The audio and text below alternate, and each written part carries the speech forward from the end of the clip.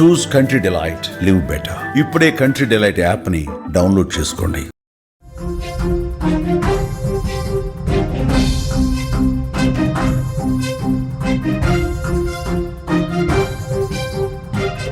Big breaking news చూస్తున్నాం. కాకినాడ జిల్లాలో దారుణం జరిగింది. చెల్లితో స్నేహం చేస్తున్నాడని యువకుడిని హత్య చేశాడు అన్న 10 రోజుల తర్వాత వెలుగులోకి హత్య వచ్చింది. మృతుడు నొక్కో కిరణ్ కార్తిక్ గా గుర్తించారు.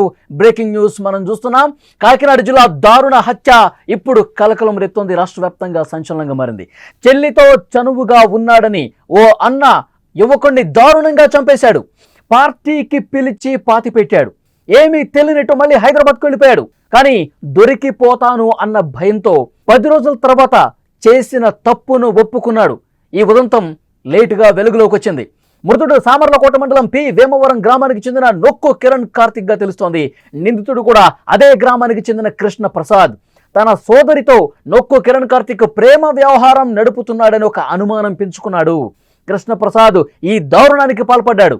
గత నెల 24వ తేదీన రాత్రి కృష్ణప్రసాద్ పార్టీకి పిలిచి వేమవరం గ్రామం పక్కనే ఉన్న బ్రహ్మానందపురం గ్రామంలో ఒక లేఅవుట్లో, అది కూడా జగనన్న లేఅవుట్గా తెలుస్తోంది, ఆ లేఅవుట్లో స్నేహితుడి సాయం తీసుకుని కిరణ్ను అత్యంత దారుణంగా కిరాతకంగా గొంతు నులిమి హత్య చేసి శవాన్ని అక్కడే గుట్టల మధ్య పాతిపెట్టి పరారైపోయినటువంటి పరిస్థితి.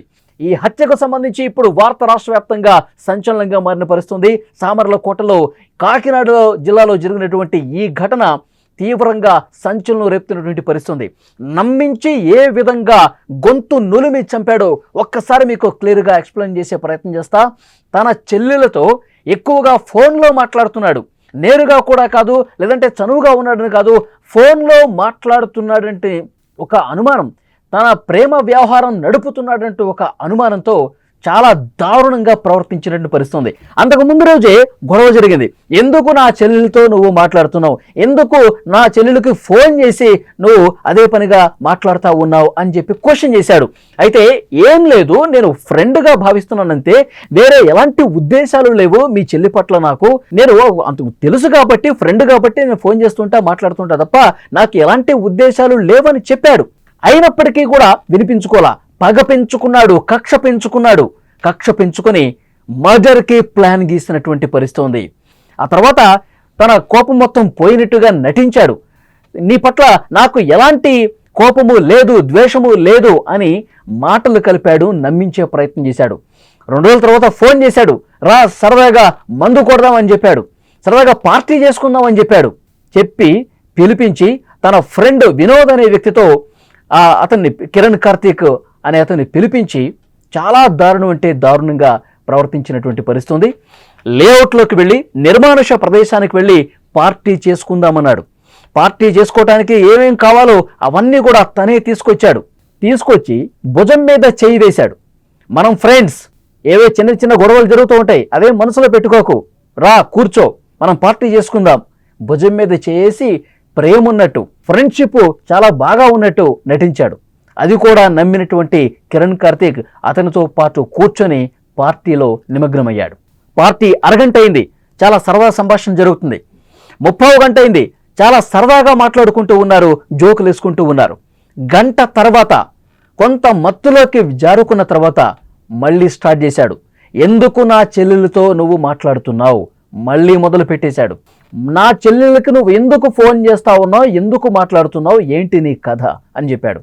అతను మళ్ళీ కూడా ఇదే మాట చెప్పాడు. ఎలాంటి ఉద్దేశం లేదు, నా మనసులో ఎలాంటి చెడు ఉద్దేశం లేదు, ప్రేమ అంతకంటే లేదు. నేను మీ చెల్లెలకి ఊళ్ళో ఉన్నటువంటి అమ్మాయే కదా, నాకు తెలిసినటువంటి అమ్మాయే కదా, ఫ్రెండ్ కదా అని చెప్పి నేను అప్పుడప్పుడు ఫోన్ చేసి మాట్లాడుతూ ఉంటాను తప్ప వేరే ఉద్దేశాలు ఏమీ లేవని చెప్పినప్పటికీ పగ పెంచుకున్నటువంటి, అప్పటి వరకు మంచిగా నటించినటువంటి అతను, ఆ చెల్లెల అన్న మంచిగా అప్పటి వరకు నటించి ఒక్కసారిగా గొంతు మీద చెయ్యి వేసి గట్టిగా అదిమాడు. ఇంకా గట్టిగా గొంతు మీద నొక్కే ప్రయత్నం చేశాడు. అలాగే గొంతు పట్టుకొని నులిమి అతను కాళ్ళు చేతులు ఆడిస్తూ ఉన్నాడు. పక్కనే ఇంకొక ఫ్రెండ్ని తోడు తీసుకొచ్చాడు కదా, అతను కాళ్ళు చేతులు పట్టుకోవడం, ఇతను గొంతు నొక్కటం, బలంగా గొంతు నొక్కి గొంతు నులిమి చాలా అంటే చాలా దారుణంగా, అమానుషంగా, కర్కశంగా ప్రవర్తించి చంపేసినటువంటి పరిస్థితి. అతను చనిపోయిన తర్వాత ఆ లేఅవుట్లోనే గోతి తీసి ఆ గోతిలో కిరణ్ కార్తీక్ని అందులో పడేసి మట్టి కప్పేసి ఏమీ తెలియనట్టుగా అక్కడి నుంచి మెల్లగా జారుకున్నాడు. ఇది తెలీదు కిరణ్ కార్తీక్కి. ఫ్రెండ్స్ అయిపోయారు కదా, మళ్ళీ నా మనసులో ఏమీ లేదు, పార్టీ చేసుకుందాం అన్నాడు కదా, వెళదాం, సరదాగా సంభాషిద్దాం, మాట్లాడదాం, కలిసి కూర్చుందాం, మళ్ళీ ఫ్రెండ్స్ అయిపోదాం అనుకున్నాడు. కానీ ఇంత ఘోరానికి తెగబడతాడు, చంపే కుట్ర చేస్తాడు, చంపుదామన్న ఒక ప్లాన్ గీశాడు అని కిరణ్ కార్తీక్ అనుకోలేదు. అటువైపు అసలు ఆలోచనే పోలేదు. నమ్మాడు ఫ్రెండ్ కదా అని చెప్పి, తన ఫ్రెండ్ అన్నయ్య కదా అని చెప్పి నమ్మి అక్కడికి వెళ్ళి పార్టీకి వెళితే చాలా దారుణంగా గొంతు నురిమి చంపేసినటువంటి పరిస్థితి. మళ్ళీ అనుమానం రాకుండా అక్కడే పూడ్చిపెట్టిన తర్వాత ఇద్దరు అక్కడి నుంచి వెళ్ళిపోయారు. ఆ తెల్లవారే హైదరాబాద్కి వెళ్ళిపోయాడు. హైదరాబాద్లో తల్లిదండ్రులతో కలిసి ఉంటున్నాడు.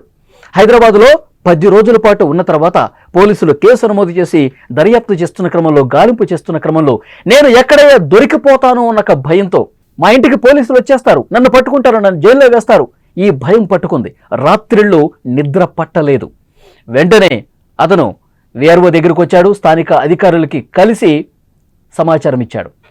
కిరణ్ కార్తీక్ని నేనే చంపేశాను, నా చెల్లెలతో అతను తరచుగా ఫోన్ మాట్లాడుతూ ఉన్నాడు, నా చెల్లెలతో చనువుగా ఉంటా ఉన్నాడు, నాకు ఇది నచ్చలేదు, అందుకే అతన్ని చంపేశాను, పలానా ప్రదేశంలో పూడ్చిపెట్టాను, రండి చూపిస్తాను అంటూ అతను అధికారులకు చెప్తే వీఆర్ఓ, తహసీల్దార్ ఇద్దరు పోలీసులకు సమాచారం ఇచ్చారు. మిస్సింగ్ కేసుగా అప్పటి వరకు నమోదు చేశారు. మృతుడు కిరణ్ కార్తీక్ తండ్రి కాళ్ళరిగేలా, చెప్పులరిగేలా తిరుగుతానే ఉన్నాడు, నా కొడుకు ఏమైపోయాడు అంటూ. నా కొడుకుని నేను అంతకు ముందు రోజు ఒకసారి మందలించాను, అది మనసులో పెట్టుకుని ఇంటి నుంచి వెళ్ళిపోయాడా, నా కొడుకు ఎక్కడున్నాడో వెతికి పెట్టండి సార్ అంటూ పోలీసుల్ని ఆశ్రయించాడు. కనపడిపోయేసరికి పోలీసులు 10 రోజులుగా వెతుకుతూనే ఉన్నారు. ఇప్పుడు ఈ విషయం తెలిసేసరికి ఇద్దరు అత్యంత దారుణంగా తన కన్న కొడుకుని చంపేశారు అన్న వార్త తెలిసి ఆ తండ్రి కన్నీటి పర్యంతమవుతున్నాడు. ఆ గ్రామంలో విషాద ఛాయలు అలుముకున్నాయి. ఆ మృతుడి తండ్రి బాధ మాటల్లో చెప్పలేని పరిస్థితుంది. నమ్మించి ఫ్రెండ్షిప్ పేరుతో నటించి గొంతు నులిమి చంపారు అన్న వార్త తెలిసి ఆ తండ్రి ఒక్కసారిగా కుప్ప కూలిపోయినటువంటి పరిస్థితి ఉంది. ఘటనా స్థలానికి పోలీసులు చేరుకున్నారు, అధికారులు చేరుకున్నారు. ఎక్కడైతే కిరణ్ కార్తీక్ని నేను చంపేశానో ఇక్కడే పూడ్చిపెట్టాను అని ఆ ప్రదేశాన్ని కూడా చూపించారు. ఆ ప్రదేశంలో తవ్వారు. 10 రోజులు అయ్యేసరికి మృతదేహం పూర్తిగా కుళ్ళిపోయినటువంటి పరిస్థితి ఉంది. మృతదేహాన్ని స్పాట్లోనే పోస్ట్ మార్టం చేసి, ఆ మృతదేహాన్ని అక్కడే పోస్ట్ మార్టం చేసి ఆ కుటుంబానికి అప్పగించినటువంటి పరిస్థితి ఉంది. ఆ తండ్రి ఒకటే చెప్తా ఉన్నాడు, నా కొడుకుని చాలా దారుణంగా గొంతు నులిమేసి, ఒకడు కాళ్ళు చేతులు పట్టుకుంటాడు, ఇంకొకడు గొంతు మీద చేపెట్టి చాలా బలంగా నొక్కి నొక్కి నులిమి చంపేశారు నా కొడుకుని. వాళ్ళని వదలొద్దు సార్, వాళ్ళిద్దరిని కఠినంగా శిక్షించండి, వాళ్ళని జైల్లో వేయటం కాదు, వాళ్ళని అత్యంత దారుణంగా శిక్షించాలి అని ఆ తండ్రి మాట్లాడుతూ ఉన్నాడు. ఆ తండ్రి ఆవేదన మాటల్లో చెప్పలేదు. అంత దారుణమైనటువంటి ప్రవర్తన ఇద్దరు ఫ్రెండ్స్ కలిసి చేశారు. ఇప్పుడు కాకినాడ జిల్లాలో ఈ ఘటన సంచలనం రేపుతోంది. ఆ తండ్రి ఏమన్నాడు కూడా ఒక్కసారి విందాం మనం. ఫోన్ చేసినా సరే శిక్ష అయిపోతుంది, సరే నా మీద కానీ కోపించడేమో, పడుకున్నాడు ఎవరైనా పొద్దుట నెత్తుకుంటే వీళ్ళిద్దరు కూడా పొద్దుట వాళ్ళ ఇంట్లో తిరుగుతున్నారు. వాళ్ళకు కూడా వేరే వాళ్ళు అడిగారు, ఎవరైనా కనపడ్డా అని అడిగారు, అది కూడా చెప్పలేదు సార్. మీరు ఏదైనా సరే వాళ్ళతో పాటు ఎవరైతే ఉన్నారో వాళ్ళ అన్నయ్య ఆడు కూడా వాడికి సపోర్ట్ చేశాడు. ఎందుకంటే పొద్దుట వాళ్ళ ఇంట్లో ఉన్నట్టు వాళ్ళ ఇంటికి చెప్పకుండా ఉంటాడు వాళ్ళ పెద్దనాన్న గారు అబ్బాయి. వీళ్ళందరూ ఎవరైతే తప్పు చేశారో వాళ్ళందరికీ ఖచ్చితంగా శిక్ష పడాలి సార్. మీకు ఎప్పుడు తెలిసింది? మీకు తెలిసిందా దీని మీద అనుమానం వచ్చిందో? మాకు అది అసలు అనుమానం ఏమీ రాలేదు సార్. వాళ్ళ మీద అనుమానం ఉంటే నేను తర్వాత రోజే పెడితే పోలీస్ స్టేషన్ లో నేను ఇంకా నా కొడుకు పోయాడు, నేను ఎక్కడ ఉన్నాడు, నేను పని కోసం తిట్టాను, దానికోసంగా వెళ్ళిపోయాడేమో నేను ఎత్తుక్కుంటూ ఉన్నాను. ఈ రోజు వరకు స్టిల్ ఈ రోజు వరకు నేను ఎత్తుక్కుంటూ ఉన్నాను. పొద్దుట చెప్పేదాకా నాకు తెలియదు. అదే తండ్రి చాలా బాధతో చెప్తా ఉన్నాడు, నేను ఎవరైతే ఈ దారుణానికి పాల్పడ్డారో వాళ్ళు కనిపించినప్పుడు కూడా అడిగాను, ఎక్కడన్నా కనిపించాడా, అంతకు ముందు రోజు మీరు మాట్లాడుకుంటున్న నేను చూశాను, మీ ఇంటి దగ్గర కూడా కనిపించాడు, మీరు అతనికి సంబంధించిన సమాచారం ఏదైనా ఉంటే చెప్పండి, నా కొడుకు ఇప్పుడు కనిపించకుండా పోయాడు, నా మీద ఏమన్నా అలిగాడా, ఊరు వదిలిపెట్టి వెళ్ళిపోయాడా, ఈ సమాచారం ఏమన్నా మీకు మీ దగ్గర ఏమన్నా ఉందా అని అడిగితే మాకేమీ తెలియదు, మాకు అసలు ఎలాంటి సంబంధం లేదని చెప్పి వాళ్ళు నన్ను తప్పించుకుని వెళ్ళిపోయారు. కానీ జరిగిన దారుణం ఇప్పుడు తెలిసిన తర్వాత వాళ్ళు ఇంత దుర్మార్గంగా ప్రవర్తించారన్న విషయం ఇప్పుడు నాకు తెలిసి చాలా అంటే చాలా ఆవేదనగా ఆ తండ్రి మాటలను బట్టి మనకు అర్థమవుతోంది.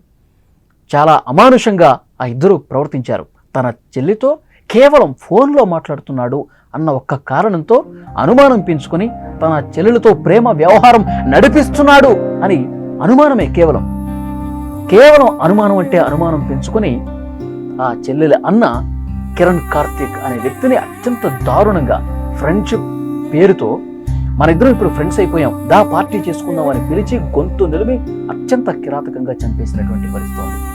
ఈ కేసుకు సంబంధించి పోలీస్ అధికారి కూడా ఉన్నాడు, ఒక్కసారి విందాం. నిన్న సాయంత్రం ఒక ఇదే గ్రామానికి చెందినటువంటి నోకలకంటి కృష్ణప్రసాద్ సన్ ఆఫ్ నాగభూషణ్ వీళ్ళు హైదరాబాద్ వీళ్ళ అమ్మా నాన్న ఇతను అక్కడ హౌస్ కీపింగ్ వర్క్కి హైదరాబాద్లో ఉంటారు. ఈ మధ్యకాలంలో ఇలా ఇంట్లో వివాహం ఉంటే 20 days బ్యాక్ పీవీఎంఆర్ వచ్చారు. ఈ కృష్ణప్రసాద్కి ఇక్కడికి వచ్చినప్పుడు వాళ్ళ చెల్లితో ఎవరైతే మిస్ అయ్యారో అతను కిరణ్ కార్తీక్ ఫోన్లో మాట్లాడుతున్నాడని చెప్పేసి వాళ్ళిద్దరితో ఆవిడతో ఎక్కువ చనువుకుంటున్నాడని చెప్పేసి గమనించి వాళ్ళ చెల్లిని అడిగితే అతను కొంచెం కాల్స్ చేస్తున్నాడు, నేను వద్దని చెప్పినాని వాళ్ళ చెల్లి చెప్పినట్లు. తర్వాత వాళ్ళ చెల్లిని వాళ్ళ చెల్లిని మేము ఎంత కష్టపడి చదివించుకుంటున్నాం, అవును ఇంకా పాటు చేస్తాడేమో అని చెప్పేసి అనుమానంతో ఇంకా ఒకసారి నేను చెప్పాడంట.